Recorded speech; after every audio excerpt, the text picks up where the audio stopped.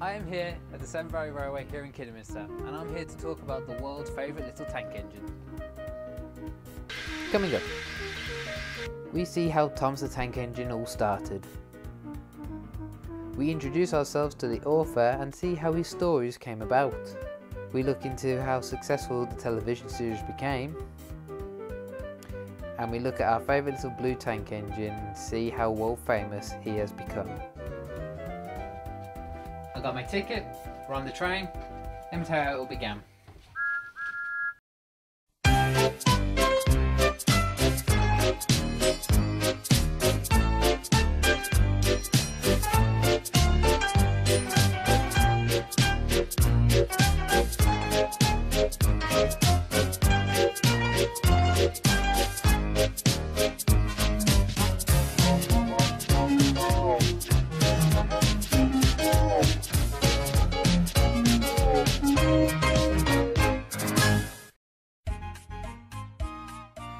Hi, my name is Sean Heeley, and as long as I can remember, I have always been a Thomas the Tank Engine fan since I was very young. I can always remember waking up, going downstairs and watching my favourite little blue tank engine on the screen. Whether it be on television or video. I was such a huge fan of Thomas the Tank Engine that growing up, my very first word was Pompey. Now, the reasoning behind this is because Thomas's whistle goes peep peep. So in my mind, Pompey was Thomas's whistle. It's either that or I had an unknown love for Portsmouth. Due to Thomas the Tank Engine's popularity, steam societies like the Severn Valley Railway became massive family attractions due to its novelty. The Severn Valley Railway is a heritage railway in Shropshire and Worcestershire. The 16-mile heritage line runs along the Severn Valley from Bridgnorth to Kidderminster, crossing the Shropshire and Worcestershire border, following the course of the River Severn for much of its route. The railway is one of the most popular heritage lines in the country, as well as being the 6th longest standard gauge heritage lines in the United Kingdom, and especially across the entire United Kingdom. And it's not surprising that there are events called Days Out with Thomas. Day Out with Thomas is a great day out for family to meet Thomas the Tank Engine and his friends. Chance to ride on a train pulled by Thomas himself. They get to meet Sir Topham Hatt and all round have a great day out with the whole entire family. Day Out with Thomas is now being run by Zaz Projects. They organise over 90 events and over 250 days over a calendar year for their Days Out with Thomas. Although the Severn Valley Railway does not host Day Out with Thomas days anymore, it still hosts numerous special events throughout the year, including both steam and diesel engines. Thomas the Tank Engine is coming up to 70 years. Thomas the Tank Engine is coming up to celebrate 70 years. And it got me wondering, being a fan of Thomas the Tank Engine, how many of the Thomas fans that are out there know how it all started? So I decided this is what this documentary is all about. To show you how this all started, well, for that I have to take you to Birmingham. I don't have far to travel for that, seeing as I live in Birmingham, but still, let's take you to Birmingham. Because in 1945, a Reverend by the name of Wilbert Audrey told his ill son, who was suffering from the measles, a story. Wilbert Vere Audrey, better known to many people as the Reverend W. Audrey, was born on the 15th of June 1911. He was a railway enthusiast. Through his railway enthusiasm, he created a little tank engine who this year, in 2015, will be 70 years old. Because of the work he did, the Reverend was awarded an Order of the British Empire, better known as an OBE, in 1996, on the year's honours list. But sadly, 1 year later, the Reverend W. Audrey peacefully passed away on the 27th of March 1997. He was 85 years old. But what he left behind continues on to this day, leaving a massive legacy which is still entertaining children. It all started at St Nicholas Church at Kings Norton in Birmingham. St Nicholas Church has been located on the same site in Kings Norton since as early as the 11th century, as documents from the church have dated back to the year 1213. The Reverend W. Audrey was the curator of the church from 1940 up until he left Birmingham in 1946. This is St Nicholas Church here in Kings Norton in Birmingham. Now in 1940 this is where the Reverend Wilbur Audrey worked. Down the road is King Norton Station. Now it was right here in the church where the Reverend was working, and he heard the train lines running up and down that line. That's where he got his inspiration for his famous books. So I'm here on Kings Norton Bridge. As you can see, we have the trains going past us, and as you can see here, Birmingham still are remembering Thomas the Tank Engine. As you can see by this wonderful painting here on the Kings Norton Bridge. You have the Reverend here himself. Obviously, St Nicholas Church where we've just been, we can literally just down the road. Birmingham are still remembering the legacy this man left behind, this perfect little train. Back in the 1940s, steam engines would have run the Kings Norton line, unlike the trains today which are mostly diesel powered, so it's easy to see how the Reverend got his inspiration. So he had his inspiration, but how did it all start? And where did he get his brilliant stories from? So there you have it, the Reverend W. Audrey, well known around Birmingham. Obviously he's from St Nicholas Church to Kings Norton Station, where he got his inspiration. So let's imagine, let's take you back in time. We're in 1943. Okay, you can just imagine we're in 1943. But 1943, the Reverend W. Audrey's son, Christopher, was lying in bed, suffering from the measles. When the Reverend, obviously at his church, listening to the trains go by at Kings Norton, had an inspiration, had an idea. So that night he came home, and it's time for Christopher's bedtime story. And he was going to tell him a story about a blue engine. But unfortunately this little engine was sad. And it was just to Christopher's response saying, "Why is this engine sad?" To his dad's response by saying, "Because he hasn't been taken out a long time." He was then asked what was his name. You all thinking that he's about to say Thomas the Tank Engine. No, he wasn't. It's actually, his first engine the Reverend W. Audrey talked about was Edward. Yeah, I bet you didn't know that. Interesting fact right there. Edward was the first engine the Reverend talked about. Edward's day out came the very first story. As you can see by these pictures, the Reverend was quite an artist. He jot down notes and sketches so he can remember which engines had done what, and so he could talk to Christopher for his next story. So the Reverend hand-carved a little wooden engine for his little son Christopher, which turned out to be Thomas, funny enough. So there you are. Thomas was actually the fourth engine that the Reverend W. Audrey talked about in one of his stories to Christopher. These engines and these stories may have been forgotten if it wasn't for the Reverend's wife Margaret, because in 1945 she persuaded her husband the Reverend Audrey to get his stories published, and after getting turned down by 7 other publishers, Edmund Ward finally took up the role and said he was going to publish the Reverend's stories. So in 1945, The Three Railway Engines was the first ever railway series book to be written and published. The following year, his second book published, which of course featured our famous little tank engine Thomas. But most people don't know that, is that Edward, Gordon and Henry were the first 3 engines the Reverend actually talked about in his book. His books weren't called Thomas back then, they were entitled The Railway Series. Only until Thomas was first introduced to television, where the famous little blue tank engine became a star. The Reverend published many books. He went on to publish about 26 of them, including one like this. This is Percy the Small Engine. This one was published back in 1956.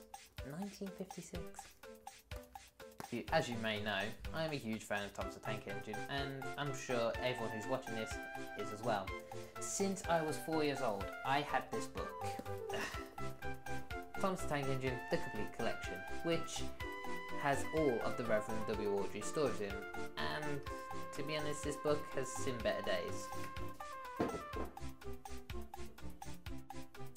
First book, The Three Railway Engines, within a few months sold 45,000 copies. The Reverend W. Audrey's 26 books, each story based around potentially a true story that happened in the world. But after number 26, the Reverend W. Awdry did stop writing his stories, unfortunately. But that didn't stop the legend of Thomas, because this book right here is number 27 in the Railway series, and if you've noticed down here, it's written by Christopher Awdry. Christopher Awdry took on the role that his dad did, and continues to this day to write stories around the world which have entertained children many times. When it comes to a bedtime story, and you had one of these, if you were me, you were very happy. This book. This is a re-adaptation of the Reverend W. Awdry story, Thomas the Tank Engine. This version of the Thomas the Tank Engine book came out in 1998. I'm going to read you a message, because this message is very important. Because this message was left for Christopher. This message is also used if you ever watch Thomas the Tank Engine on the television. This is the message that it greets us at the start of every episode, or at the start of the set of episodes. And it goes, "Dear Christopher, here is your friend Thomas the Tank Engine. He wanted to come out to the station yard and see the world. These stories tell you how you did it. I hope you will like them because you helped me to make them. Your loving Daddy." That is such an inspiring and moving piece. And because of that piece, Christopher obviously went on to continue to do great things. Let's carry on where his father left off. Now, many people often wondered where the Reverend got the inspiration for his engines.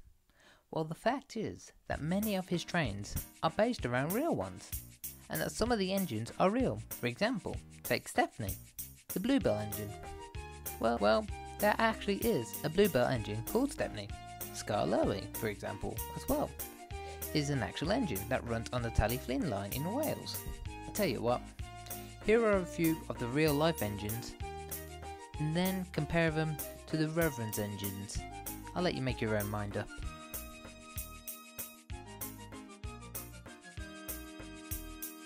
So that were the engines, but what about his famous stories? They can't be based around real events, can they? Well, actually, some are. Here are some examples. Remember when James, the Red Engine, had to use a leather bootlace to repair a hole in his coaches? Well, this actually happened in 1947, when a train going from Clacton to London coming to a screeching stop. The guard had to enter the coaches and ask the passengers if they could spare one of their bootlaces so the driver could fix a burst pipe that was keeping the brakes on. Now, remember when Thomas fell down the mine? I know what you're thinking, that didn't actually happen, did it? But it did, in 1892, and here's the proof from these pictures. An engine was shunting in the yard, when all of a sudden the ground caved in around him. The driver and fireman of the engine jumped clear as the engine fell into this massive crater. The only bit left standing of the engine was its fender. But this was in 1892, so there was no equipment, no heavy lifting equipment was available to unfortunately haul the engine out of the crater. So somewhere on the Furness railway line at Lindell, an engine lies there 200 feet below ground.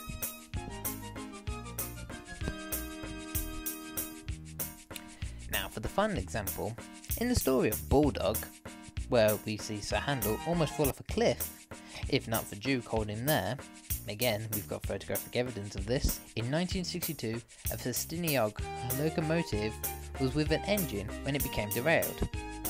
Now, I want you to have a look at this photo of the locomotive in question. Okay, now let's have a look at the drawing that the Reverend did for his book and from the story of Bulldog where Duke is on to Sir Handel. Okay.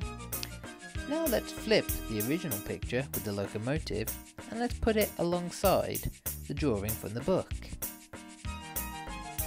There we go. Very similar if you ask me. Well, instead of boring you all with all the examples of real life issues that matches up with the Reverend stories, here's the website to visit and see them all for yourselves. So, the Reverend had his engines, he had his story, what was next? I know, he needed an island to put them all on. But where did he put them? After spending hours of searching through maps, the Reverend finally found his perfect place to place Thomas and his friend on Sodor. Now, after finishing writing his books, the Reverend W. Awdry did admit that Sodor was an afterthought. Baron first Jubilee Bridge connected to Warnley Island because Warnley Island is the true island of Sodor. In 1950, the Reverend W. Awdry visited Baron Furness to get to the Isle of Man through Whitney Island. Now, during the visit to the Isle of Man, Wilbert discovered the official title of the Bishop of the Isle of Man was Lord Bishop of Sodor and Man. The Reverend W. Awdry wondered whether an island between the Isle of Man and the main line would be a suitable location for his stories. He decided upon the name Sodor. Now, Sodor lies between the Isle of Man, which is in the Irish Sea, and Baron Furness, which is on the British mainland. In 1972, Tramway Engines became the last book to be published by the Reverend W. Awdry. The Reverend W. Awdry became very tired and finally decided to retire from writing children's fiction. He had written 105 stories in 26 different books. So what was to happen next?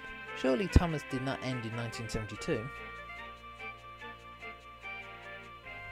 So that's how it all started for our favourite little tank engine. Now in 1984, picture that, 1984, I wasn't even born then. Anyway, on the 9th of October 1984, this was the very first Thomas the Tank Engine episode to hit British television. 9th of October 1984.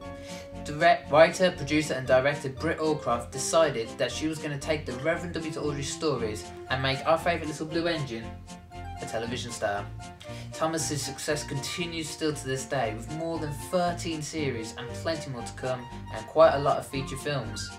We've had a look at how the stories have all come about from the books. Let's see how Thomas did in the television world. But first, if you don't mind me, this is a really great episode.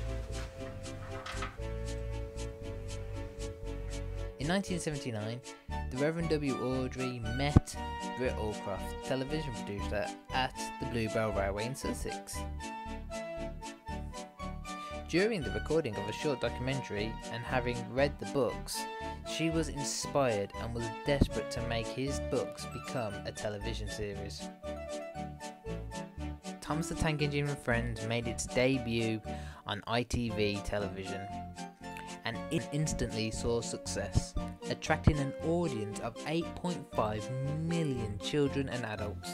It might have had some help, as a very special guest hopped on board. As former Beatles member and drummer Ringo Starr joined Thomas the Tank Engine and Friends television series as their narrator. In 1991, Ringo Starr left Thomas and was replaced by Michael Angelis. But after Michael Angelis stepped down, he stood down from the series in 2012. Mark Morgan took up his place, and to this day Mark Morgan is still currently the narrator for Thomas and Friends. In the year 2000, Thomas hit success big time, as Thomas and the Magic Railroad hit cinemas across the world. Thomas went on to make more and more films and feature-length episodes, like in 2005 Calling All Engines, and then in 2008 The Great Discovery. This is Thomas and Friends, The Great Discovery. This was made in 2008 and is an iconic feature-length film for Thomas. For one reason, this was the last ever episode or feature-length film to feature live animation models. Because Thomas's world was about to change. After The Great Discovery was over, Thomas's world changed. Thomas had moved into the world of computer-generated images, or CGI. For the next two series, Thomas was a mixture of live-action models and CGI, but finally in 2009, Thomas turned into full CGI. The feature-length film, Hero of the Rails, was released into cinemas, and was the first feature-length film of Thomas to be completely done in CGI. I mean, Thomas was a successful television show, right? But how successful? Today, Thomas the Tank Engine is being produced and broadcast to over 185 countries and into more than 45 different languages. This is Thomas and Friends, The Adventure Begins. Now this is celebrating 70 years of Thomas, because it's as the title says, The Adventure Begins. This feature-length film is looking at how Thomas all began. We meet Edward, Gordon, Henry and James like we do in the first book, and we meet a young tank engine called Thomas who hasn't even got a number yet. What happens in this film happens in the first 2 books of the Railway series. So, the 3 railway engines and Thomas the Tank Engine. Each part of the film is based on one of the stories. For example, this clip right here. Gordon struggling to get up the hill, based on the book and the story from the 3 railway engines, and based on the story Edward and Gordon. We see the sad story of Henry, where Henry locks himself up in a tunnel because it's raining. This film definitely is a great way to celebrate Thomas's 70th birthday. Now if you excuse me, I'm actually really enjoying this, so I'm going to carry on watching if you don't mind.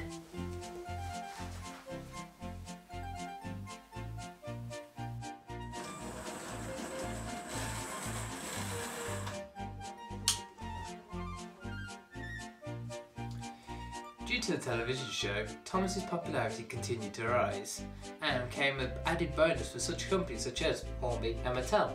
Now, as a kid, I used to collect loads of Hornby and Mattel figures, and I'm being told that the popularity in those companies are still rising to this day. In 1985, Hornby acquired the license for Thomas and produced 2 electrical railway systems and a series of engine, trucks and accessories, and today continues to build on their success. In 2012, Mattel Company bought the rights to Thomas the Tank Engine and his friends. They started to produce toys of Thomas, and by doing so it made one of Mattel's top 5 core brands of all time. Yes, as we discovered, Thomas is still making tons and tons of episodes for children, computer animated or feature-length films. And yes, as we discovered, Christopher Audrey is still making tons of stories for young children to read.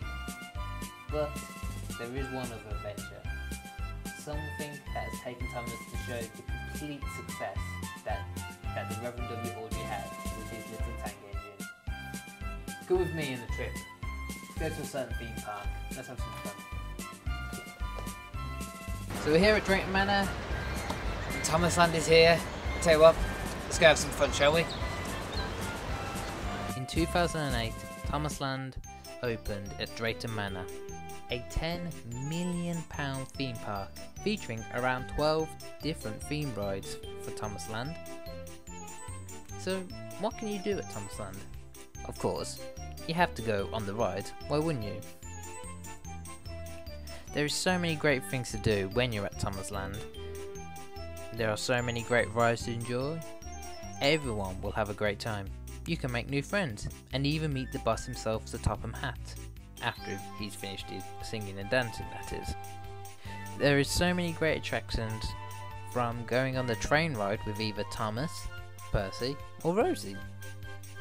Not to mention the many rides, including the Troublesome Truck roller coaster, Diesel's Mayhem, Cranky's Drop and many others. There is Mrs. Kindly's Cafe, even the Thomas the Tank Engine exhibition featuring models and sets from the television series.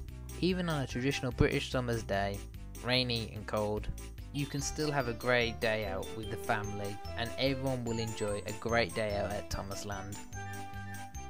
Now, the reason behind this documentary, as I've said before, is because not many people know of Thomas's stardom, where it started.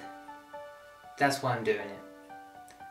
70 years ago, this year, 2015, celebrating 70 years of Thomas the Tank Engine. 70 years.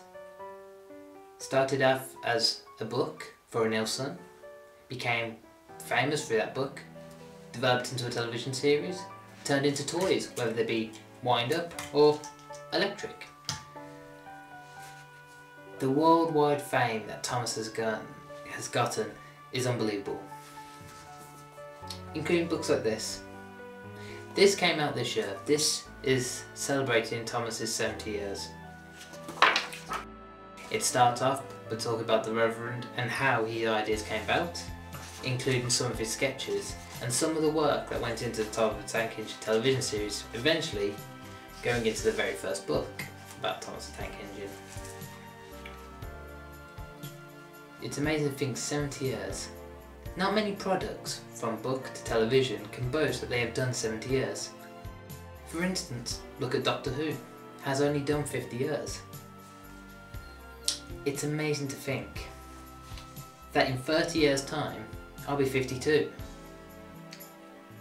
That makes me feel old, but that doesn't matter, because in 30 years time, this little guy will be 100 years old.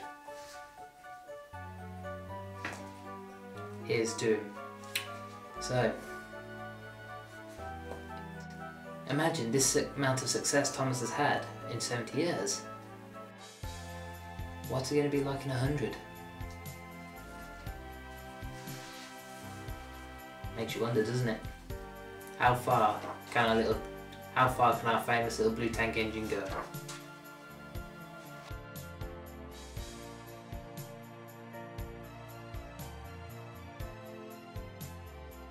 That's the story of the world's most famous little blue tank engine. Now you can see we're approaching the station, and this is my stop. I hope you've enjoyed this journey with me. Until next time, see you later.